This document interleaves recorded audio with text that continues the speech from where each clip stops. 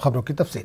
जिला बडगाम में आज मिलिटेंटों और सिक्योरिटी फोर्सेस के दरमियान फायरिंग का तबादला हुआ। ये इनकाउंटर जिला बडगाम के नसरुल्लापुर इलाके में हुआ। बताया जा रहा है कि इनकाउंटर के मुकाम से मिलिटेंट बाद में फरार होने में कामयाब हो गए। बताया जा रहा है कि इलाके में मिलिटेंटों की मौजूदगी से मुतालिक इतला के बाद सिक्योरिटी फोर्सेस ने इलाके का मुहासरा किया। इस दौरान इलाके में छुपे मिलिटेंटों ने फोर्सेस पर फायरिंग की। कुछ देर तक दोनों जानिब से गोलियों का तबादला जारी रहा। कहा जा रहा है कि इलाके में 2 से 3 मिलिटेंट मौजूद थे। इनकाउंटर के मुकाम से सिक्योरिटी फोर्सेस ने एक मशकूक शख्स को गिरफ्तार किया। सर्च ऑपरेशन के दौरान फोर्सेस ने एक चीनी पिस्तौल, एक ग्रेनेड, 6 मैगजीन और 147 राउंड कारतूस बरामद किए हैं। बाद में फरार मिलिटेंटों की तलाश के लिए सर्च ऑपरेशन चलाया गया। राजौरी के मंकोट सेक्टर में पाकिस्तान ने फायरबंदी मुआहदे की खिलाफ वर्जी की है। पाकिस्तान के बिला इश्तियाल फायरिंग से एक फौजी जवान शहीद हो गया, एक फौजी जवान जख्मी भी हुआ है। इस फायरिंग के दौरान एक आम शहरी भी जख्मी हो गया है। पाकिस्तान ने तारकुंडी और मंकोट में फायरबंदी मुआहदे की खिलाफ वर्जी की। मंकोट की राजधानी गाँव से ताल्लुक़ रखने वाले नेमतुल्लाह अहमद शेलिंग के दौरान जख्मी हो गए। इन्हें अस्पताल मुंतकिल किया गया। तारकुंडी में LOC पर तैनात आर्मी जवान NK गुलचरण सिंह शदीद जख्मी हुए थे। इन्हें जख्मी हालत में अस्पताल मुंतकिल किया गया, जहां वो जख्मों की ताब ना लाकर दम तोड़ बैठे। शहीद जवान का ताल्लुक पंजाब से है। गोलाबारी से लोगों में काफ़ी खौफ है। तरफ से हमें कोई हेल्प नहीं है, कुछ नहीं है। यहाँ पे कोई नहीं आया। मोर्चे भी नहीं बने, आधे घरों में बने, आधे घरों में नहीं बने। सिर पे कफन बांधा होता है, वो वाली बात है। कुछ पता नहीं है कब मौत आ जाए, कब क्या हो जाए। पंजाब गुरदासपुर बटाला का रहने वाला है, तो शेलिंग में ये शहीद हुआ है। ये हमारे पास सुबह इनको लाया है पोस्टमार्टम के लिए। तो पोस्टमार्टम करने के बाद जो हमने बॉडी जो है पुलिस अथॉरिटी के हवाले कर दी हुई। तो जो है मार्टर जो बड़ा गोला होता है उसका इनका हिट किया है बॉडी को, तो उसकी वजह से इनकी जो है शहीद हुए हैं। जिला कुपवाड़ा में सरहद पार से स्मगल की गई मंशियात की भारी खेप जब्त करके एक बड़ी साजिश का पर्दाफाश किया गया है। इस सिलसिले में लश्कर तैयबा के 3 और ग्राउंड वर्कर गिरफ्तार किए गए हैं। 100 करोड़ रुपए की मालियत के हेरोइन जब्त की गई है। इसके अलावा 1 करोड़ 34 लाख रुपए के नकद रकम भी जब्त करके अपनी नौयत की एक बड़ी कार्रवाई अंजाम दी गई है। हंदवाड़ा पुलिस ने सरहद पार से कश्मीर में मंशियात की मुंतकली और नकद रकम मिलिटेंटों तक पहुंचाने की इस बड़ी साजिश को वक्त रहते नाकाम बना दिया। SP Handwara doctor GV Sandeep ने एक प्रेस कॉन्फ्रेंस के दौरान कहा कि इस नेटवर्क के सिलसिले में 2 हफ्तों से मुसलसल इतलात मौसूल हो रही थी। अब पुलिस को इस वक्त कामयाबी मिली जब इसने राजवाड़ और हंदवाड़ा में 3 अफराद की गिरफ्तारी अमल में लाई। इनके कब्जे से 21 किलोग्राम हेरोइन जब्त हुई है। बैनुल-अक़वामी मार्केट में इसकी कीमत 100 करोड़ रुपए बताई जा रही है। SP ने कहा कि लश्कर तैयबा इस नेटवर्क में मुलविस है। इन्होंने कहा कि पुलिस की एक खुसूसी टीम मजीद तहकीकात जारी रखेगी। इस सिलसिले में मजीद गिरफ्तारियां मुतवक्का हैं। SP ने कहा कि पाकिस्तान की तरफ से रची गई इस साजिश का मकसद यहाँ नौजवानों को मंशियात की तरफ धकेलना था। इस रकम को मिलिटेंसी के अहिया के लिए इस्तेमाल किया जाना था। आज हंदवाड़ा पुलिस ने एक बड़ा Pakistan sponsored narco terror model को बस्ट किया। हमको 2 हफ्ते से इनपुट्स आ रहे इस रिगार्डिंग दिस हवाला मॉड्यूल। हम 2 हफ्ते से थोड़ा पीछे पढ़ के टेक्निकली एंड इन्वेस्टिगेटिवली इस मॉड्यूल को पकड़ लिया। आज इस मॉड्यूल ने जो भी इसमें मॉड्यूल में 3 अरेस्ट हो गया। ये सारे गिरफ्तार किए गए लोग सारे पाकिस्तान हैंडलर्स के साथ संपर्क में थे। जम्मू एंड कश्मीर में लश्कर तैयबा का आतंकवादियों की आर्थिक मदद के लिए ड्रग्स की धंधा में शामिल थे ये लोग सारे।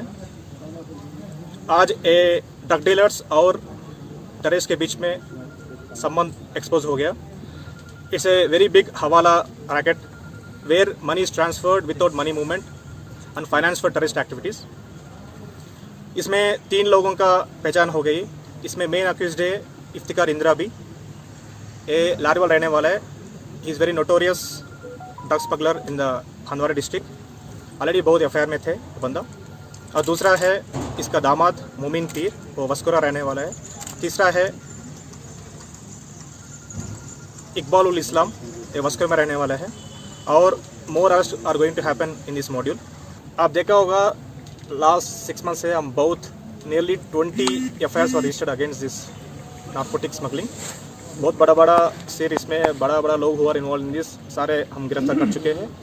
And this specially in this case Iftikhar Indira को लाना इस केस में बहुत बड़ा अचीवमेंट है हंदवाड़ा में। He is the kingpin for drug smuggling in Handwara. Hope after this arrest कम हो जाएगा। अभी तक हंदवाड़ा कुपवाड़ा का नेटवर्क हम क्रैक किया। मैं यही बोला SIT will crack the chain. Handwara police ने आज एक बड़ी कार्रवाई के तहत जो है 3 अफराद को गिरफ्तार किया गया जिनका ताल्लुक लश्कर तैयबा से है और उनके कब्जे से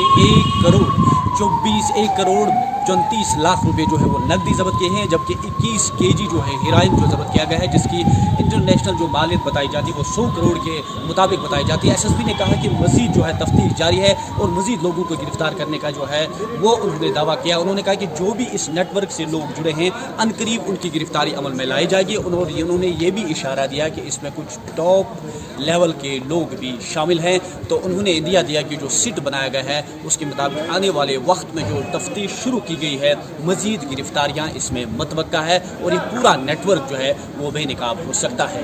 नेटवर्क टीम के लिए यह सुल्तान। पंजाब पुलिस ने वादी कश्मीर में हथियारों की स्मगलिंग और दहशतगर्दाना हमले के मिलिटेंटों के मंसूबे को नाकाम बना दिया। पंजाब पुलिस ने इस सिलसिले में जम्मू कश्मीर से ताल्लुक रखने वाले लश्कर तैयबा के 2 मिलिटेंटों को गिरफ्तार किया। इनके कब्जे से 10 hand grenade, 1 AK-47 rifle, 2 magazine, 60 live cartridge बरामद किए गए। इनकी शिनाख्त हैफ शर्माल शोपिया के 26 साला आमिर हुसैन भट्ट और शर्माल शोपिया के 27 साला वसीम हसन वानी के तौर पर हुई है। दोनों को पठानकोट पुलिस ने अमृतसर जम्मू कौमी शाहराह पर पकड़ा। दोनों एक ट्रक पर सवार थे। दोनों पंजाब से कश्मीर ऑटोमेटिक हथियार और हैंड ग्रेनेड ले जाने में मुलविस बताए जा रहे हैं। पुलिस का कहना था कि इब्तदाई कार्रवाई से यह मालूम हुआ है कि दोनों लश्कर के मिलिटेंट अशफाक अहमद डार उर्फ बशीर अहमद खान की हिदायत पर पंजाब में हथियार लेने आए थे। आमिर ने तफ्तीश में बताया कि इन्होंने पंजाब के कई दौरे किए हैं और वो कई मिलिटेंटों को अमृतसर से कश्मीर लेकर गया है। इनमें से सद्दाम पटर भी शामिल है। पुलिस के मुताबिक आमिर और वसीम की गिरफ्तारी से इस बात की तस्दीक हुई है कि ISI पंजाब के जरिए मिलिटेंटों और हथियारों को धकेल रही है। मामले में पुलिस ने FIR दर्ज की है। पुलिस के मुताबिक जम्मू कश्मीर पुलिस के ताउन से लश्कर के नेटवर्क का पर्दाफाश करने के लिए कार्रवाई जारी है।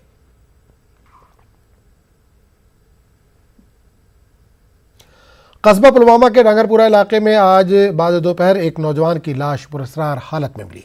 लाश डांगरपुरा में एक खाली पड़ी इमारत से बरामद हुई। पुलिस ने जाए वाक़े पर पहुंचकर लाश को अपनी तहवील में लिया और तहकीकात शुरू कर दी है। इसकी पहचान न्यू कॉलोनी पुलवामा के आदिल जरगर के तौर पर हुई है। वो पेशे से ड्राइवर बताया जाता है। इसके जिस्म पर खून के चंद निशान पाए गए हैं। जम्मू कश्मीर में रोजाना सैकड़ों की तादाद में कोरोना वायरस के केसेस में इजाफा हो रहा है। कश्मीर में आज अभी तक 43 अफराद के टेस्ट मुस्बत आए हैं। इनमें एक स्किम श्रीनगर का सीनियर डॉक्टर और 2 पुलिस एहलकार शामिल हैं। न्यूज़ 18 से बात करते हुए मुतल्लिका डॉक्टर ने कहा कि वो सेहतमंद हैं और इस पेशे में कोविड मुस्बित आना कोई नई बात नहीं है। जम्मू में आज 24 अफराद के टेस्ट मुस्बत आए हैं। इस बीच इस वायरस के शिकार मरीजों की अमवात का सिलसिला भी जारी है। काडर कोलगाम के एक 62 साला खातून की आज मौत हो गई है। 7 जून को इसका टेस्ट किया गया था और वो मुस्बत आया था। इस बीच वादी कश्मीर के सभी रेड जोन इलाकों में लॉकडाउन जारी है। ऑरेंज और ग्रीन जोन में कुछ नरमी बरती जा रही है। बेशतर दुकानें और दीगर कारोबारी इदारे और तालीमी इदारे मुसलसल बंद है। पब्लिक ट्रांसपोर्ट भी मुअत्तल है। ताम निजी गाड़ियों की नकलो हमल किसी हद तक देखी जा रही है। स्किन मेडिकल कॉलेज बेमिना से आज 18 मरीजों को डिस्चार्ज किया गया। इनके टेस्ट मनफी आने के बाद अस्पताल इंतजामिया ने इन्हें डिस्चार्ज किया। सेहतयाब हुए अफराद में से 13 का ताल्लुक बडगाम से है। श्रीनगर से 2, अनंतनाग से 1 बारामूला से और 1 कुलगाम से है। अस्पताल में अब तक 410 मरीजों में से 282 मरीज सेहतयाब हो चुके हैं। सेहतयाब हुए मरीजों ने डॉक्टरों और अस्पताल इंतजामिया से मिले ताउन की काफ़ी सताइश की। कोई किसी किस्म की प्रॉब्लम नहीं थी। अच्छा, ऐसा होगा टाइम पे उन्होंने बोला था विदिन 24 आवर्स में आएगा। और डॉक्टर्स आपके पास राउंड वगैरह करने के लिए आते थे? अच्छे से सब कुछ साफ सफाई जो अंदर हॉस्टल में वो सब कुछ ठीक थी? खाना पीना वो सब कुछ अच्छा था। लेह में कोरोना वायरस के मजीद 20 मामले सामने आए। नए मामलों के साथ ही लद्दाख यूटी में कोरोना वायरस के मामले बढ़कर 80 हो गए। इनमें लेह में 39 और करगिल में 41 केसेस हैं। उधर लेह माबूद कोविड अस्पताल से 4 अफराद सेहतयाब होकर डिस्चार्ज हुए हैं। ITBF करगिल के एक आला अफसर के मुबैना लापरवाही की वजह से लेह में कोरोना के 7 नए मुस्बत केस सामने आए। बताया जा रहा है कि मुतल्लिका अफसर दिल्ली के रेड जोन इलाके से कोरोना असरात लेकर लेह पहुंचा। ये भी इल्ज़ाम लगाया जा रहा है कि एयरपोर्ट पर वो बगैर स्क्रीनिंग के निकलने में कामयाब हुआ। इस दौरान वो कई आला ओहदेदारों के राब्ते में आया। ज़राए के मुताबिक मुतल्लिका अफसर का 5 साला बच्चा भी कोरोना वायरस मुस्बत पाया गया, मगर अफसर ने इसे आइसोलेशन में नहीं भेजा। इस मुबैना लापरवाही की वजह से इनके राब्ते में आए 7 अफराद कोरोना मुस्बत पाए गए हैं। चेयरमैन LAHDC ने न्यूज़ 18 से बात करते हुए यकीन दहानी कराई है कि मुतल्लिका अफसर के खिलाफ सख्त कार्रवाई की जाएगी। इनका कहना है कि अभी इनके पास इस मामले के तमाम हक़ाइक़ और तफसीलात मौजूद नहीं है और वो मुतल्लिकीन के साथ ये मसला उठाएंगे। गंभीर मामला है, क्योंकि लद्दाख में ये पॉजिटिव जो कोविड का केस है ये कम होते जा रहा था, लेकिन अब फिर इसमें एक टर्न ले लिया इसने। अब ये केस बढ़ते जा रहा है। अब अगर इसमें हम लापरवाही बरतेंगे तो ये केस आने वाले दिनों में और भी बढ़ेगा, जिससे कि हमारे लद्दाख के लोगों को बहुत नुकसान होगा। और ख़ासकर जबकि ये ऑफिस सिटी में है और सिटी के अराउंड जितने भी लोग हैं उनके लिए भी ये ख़तरा है, और जो उस ऑर्गेनाइजेशन में एक इम्पॉर्टेंट ऑर्गेनाइजेशन है उसके अंदर काम करने वालों के लिए ख़तरा है ही है। तो इसलिए मैं आप लोगों को ये आश्वासन देता हूँ, क्योंकि being a public representative of this area, being a CC of LHDC ले, कि मैं हमारे जो डिस्ट्रिक्ट मजिस्ट्रेट हैं या हमारे चेयरमैन हैं जो डिस्ट्रिक्ट डिज़ास्टर मैनेजमेंट अथॉरिटी के, या हमारे उनके ऊपर हमारे UT एडमिनिस्ट्रेशन से जो इन सब को कंट्रोल करता है, तो मैं वाकई में पूछूंगा कि ये लैप्सिस क्यों हुआ है, कैसे हुआ। मेरे ख्याल में मुझे इस सब के बारे में अभी पूरा जानकारी नहीं है, ऑफिशियली पता नहीं है, लेकिन ऐसा हुआ है तो मैं कहूँगा ये गलत हुआ, और मैं डिस्ट्रिक्ट मजिस्ट्रेट से कहूँ इसके बारे में ज़रूर कहूँगा, उनसे पूछूंगा कि ये क्यों हुआ, कैसे हुआ। नेशनल कॉन्फ्रेंस ने बीजेपी पर निशाना साधा। NC ने इल्ज़ाम लगाया कि बीजेपी मुल्क में लोगों को फ़िरक़ावाराना बुनियाद पर तकसीम कर रही है। मरहूम मोहिउद्दीन शाह और मिर्ज़ा मोहम्मद अफजल बेग की बरसी के मौके पर NC के सीनियर लीडर डॉक्टर मुस्तफ़ा कमाल ने दफ़ा 370 के हवाले से भी बात की। मुस्तफ़ा कमाल ने कहा कि दफ़ा 370 की मनसूखी बीजेपी सरकार की सबसे बड़ी गलती थी। इन्होंने मरहूम मोहिउद्दीन शाह और मिर्ज़ा मोहम्मद अफजल बेग की बरसी पर इनको खराज अक़ीदत पेश किया। धोखा दिया है, यहाँ को धोखा देना है अपने आप को। अगर एक तरफ उंगली हमारी तरफ करते हो, 4 उंगलियाँ आपकी अपनी तरफ जा रही हैं। आपने हिंदुस्तान के लोगों को धोखा दिया है। आपने हिंदुस्तान के लोगों को हमारे आइन के बारे में जो गलत बयानी की है, आप सारे हिंदुस्तान से धोखा किया है। सारे हिंदुस्तान की आवाम को आपने जवाब देना है। आप यहाँ लोगों को मज़हब के नाम से बांट रहे हैं, मज़हब के नाम से कत्ल हो रहा है। इखलाक खान जो है उसका कत्ल अभी भी रोंगटे खड़े हो जाते हैं। उस मोहम्मद शख्स को अब घसीट के मारा, और फिर कितने ही दर्जनों मुसलमानों को आपने ज़ेर किया और बहानाबाजी करके। कब तक चलेगा ये? मुसलमान क्या हिंदुस्तानी नहीं है?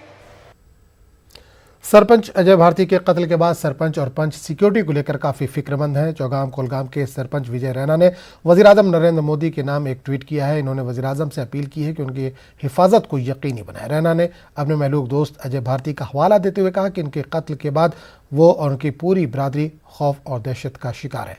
न्यूज़ 18 नुमाइंदे ज़ोहर रिजवी के साथ बातचीत के दौरान इन्होंने कहा कि मौजूदा सरकार और इंतज़ामिया को इनकी हिफाजत को यकीनी बनाने के लिए इक़दाम करने चाहिए। विजय रैना ने अपनी बेहतरीन कारकर्दगी का मुजाहरा करते हुए वाटर कंजर्वेशन के लिए बेहतरीन काम करने के लिए महकमे देही तरक्यात से अवार्ड भी हासिल किया है।